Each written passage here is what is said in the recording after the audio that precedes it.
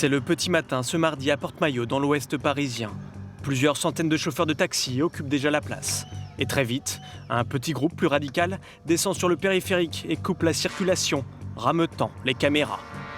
Au niveau de la Porte-Maillot, avec une petite centaine de chauffeurs de taxi qui sont sur les voies en ce moment même et qui sont appuyés, vous l'entendez peut-être derrière moi, par leurs collègues en surplomb de la Porte-Maillot.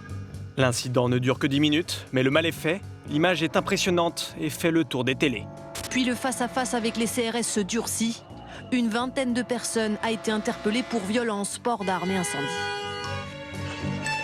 Porte-Maillot, il y avait déjà eu des débordements en juin dernier. Quelques jours plus tard, un sondage sort. Une majorité des Français comprend la mobilisation des chauffeurs de taxi. Mais paradoxalement, ils pâtissent d'une mauvaise image dans l'opinion. Une impopularité qui leur colle à la peau. Avant de sortir ce matin, j'étais sur BFM TV.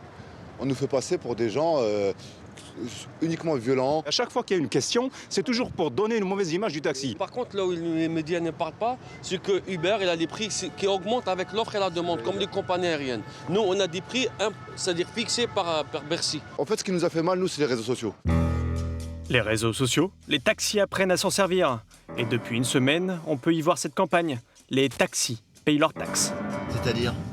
Ça me paraît normal, mais je comprends pas, c'est pas le cas pour tout le monde. Parce qu'encore une fois, nous on entend tout et n'importe quoi. Il n'y a rien de gratuit dans la vie. Derrière tout ça, le très puissant syndicat UNIT. Il a fait appel dans l'urgence à une agence de com qui a monté le projet en 2 semaines. Il y a une nécessité, et ça s'apparente à la communication de crise, de réagir vite. Et notamment de réagir avant la manifestation elle-même, à un moment où les émotions étaient encore sereines, à un moment où le dialogue était ouvert. Ici, 5 personnes répondent un à un aux internautes mécontents.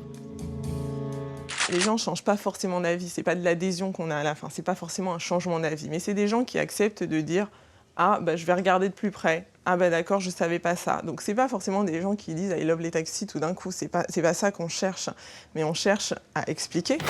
Retour à Porte-Maillot, où la situation s'est normalisée. Ce journaliste multiplie les duplex, pas de logo sur le micro, aucun signe distinctif, impossible de savoir qu'il travaille pour BFM TV. Si vous voulez, le sentiment ici des chauffeurs de taxi qui sont pour la plupart indépendants, qui ne font pas partie des grosses organisations syndicales, se sentent un petit peu mis de côté. Un mode incognito qui ne fonctionne pas bien longtemps. Les chauffeurs aussi regardent la télé. Chacun de ces directs est surveillé attentivement par une dizaine d'hommes et hors antenne, la discussion devient houleuse.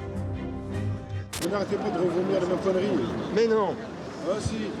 Les taxis sont pas d'accord quand on parle des VTC, les VTC sont pas contents quand on parle des taxis. Mais les VTC, ils reconnaissent qu'eux-mêmes ils se font exploiter. Mais ouais, et on le dit aussi. Eux-mêmes, ils le disent, mais ça vous le dites jamais. Monsieur, je regarde BFM. Et moi j'y bosse. On donne la parole à tout le monde. Et quand ces gens qui s'expriment sur notre antenne, cette parole ne leur plaît pas, du coup ils s'en prennent à nous. Donc il faut leur expliquer là que nous on est juste des transmetteurs de paroles, celles des taxis comme celles des VTC. Et quand on leur explique ça, tout va bien, ils vous serrent la main à la fin, mais on ne peut pas aller expliquer ça à chaque taxi, vous voyez. Les taxis ne sont pas les seuls à vouloir qu'on parle d'eux en bien. Leur ennemi juré, l'entreprise de VTC Uber, organisait cette semaine une opération de com', une stratégie porte ouverte pour la start-up. C'est pour cela qu'ils ont recruté Grégoire Kopp. Il était jusque-là conseiller du ministre des Transports. Sur cette péniche, des candidats sont venus s'inscrire pour devenir chauffeurs. Objectif ? Montrer que les VTC ne détruisent pas d'emplois, bien au contraire. Le VTC, ce n'est pas uniquement une application et des chauffeurs. Pour le chauffeur, il y a plein de services, puisque c'est un entrepreneur. Donc il a recours à un expert comptable, il a recours à un loueur de voitures, il a recours à un assureur. Donc tout ça, ce sont des entreprises qui profitent de l'émergence du secteur et du boom économique. Le genre d'argument qui rend furibond les chauffeurs de taxi. En milieu de journée, les syndicats sont reçus à Matignon. Un médiateur est nommé. Pas suffisant pour les manifestants qui appellent à la grève illimitée. Faites passer le message, les médias, là, vous êtes là, et faites passer le vrai message. Il n'y a pas de value ici. D'accord ? On va rester là, on est déterminés. On ne se sent pas représenté par ceux qui ont signé ce qu'ils ont signé tout à l'heure. On va rester là. Des dizaines de syndicats, de fédérations, d'associations et presque autant de revendications. Personne ne parle d'une seule voix. Une parole disparate qui va compliquer la tâche du gouvernement. Apaiser un secteur sous haute tension.